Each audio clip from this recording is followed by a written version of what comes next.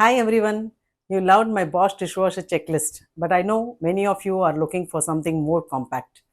This Voltas Beko tabletop dishwasher is a lifesaver for small families as well as renters, but the prep work is different from a full sized machine. Today I am giving you a 5-point checklist on what you need to check, especially regarding where to place it in your kitchen before you buy.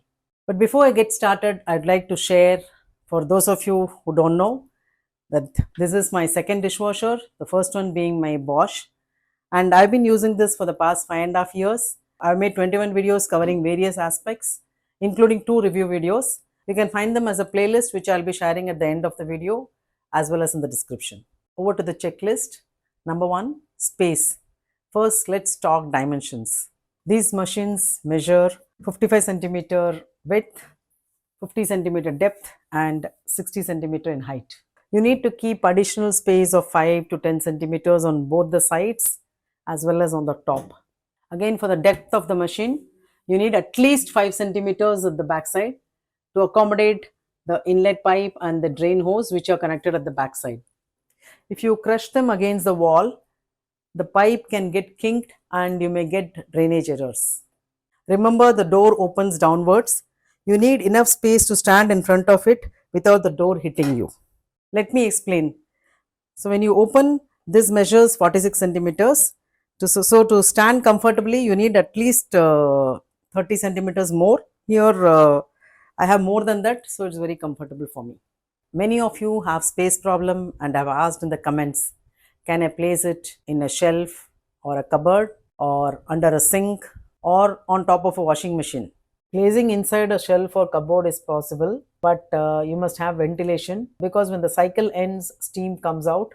If it is trapped in a wooden cupboard, it will cause mold or damage the wood. You have to see to it that you always leave the cupboard door open during and after the cycle. Placing it below the sink, this is tricky. Tabletop models usually drain via a small pump or gravity. If the dishwasher is sitting lower than your main drainage pipe, water might flow back into the machine. So you have to measure your drain height first. In case you have to place it under the platform, make sure the drain pipe does not rise above 75 centimeters as shown in this illustration in the user manual. About placing it on top of the washing machine, definitely I would not recommend it. And yes, the purpose of getting a tabletop dishwasher is to keep it on a kitchen counter so that it is at a comfortable height to use. Remember, it's also called a countertop dishwasher.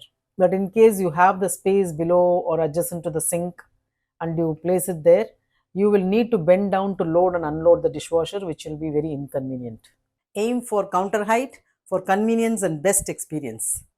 Number 3, water supply and drain. Unlike the big dishwashers, this is very tap friendly. For the inlet connection, the inlet pipe can be connected to your kitchen pipe with an angle valve like this or with a two-way valve like this. Talking about water inlet, I cannot miss out on the water pressure, about which I keep getting lot of queries. So the minimum water pressure required is 0.04 MPa or zero point 0.4 bar, which comes to 4 meter water head. Placing the dishwasher on the countertop makes the drain connection simple. You don't need a dedicated wall pipe. The drain hose can just hang over the sink like this. It's perfect for renters as you don't have to drill anything. Number 4, water quality. I see many comments on salt indicator light, which brings me to an important aspect, water hardness.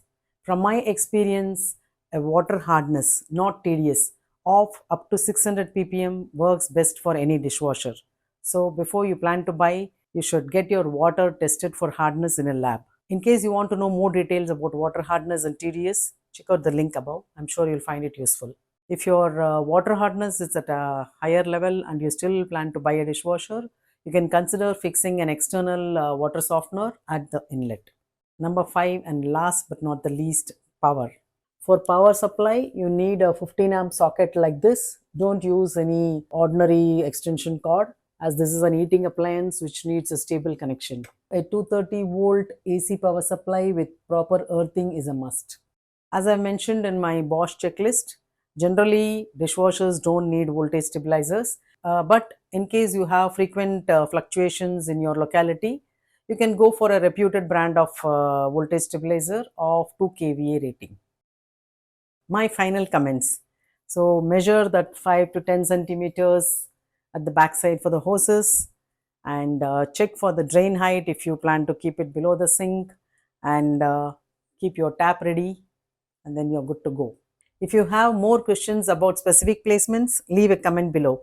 I read each of them and reply. Don't forget to watch my 5-year review on this machine for long-term pros and cons. Happy dishwashing. By the way, if you find this video useful, don't forget to like and share. And if you are new to my channel, please subscribe. Till I see you in the next video, it's bye from Bhuvana.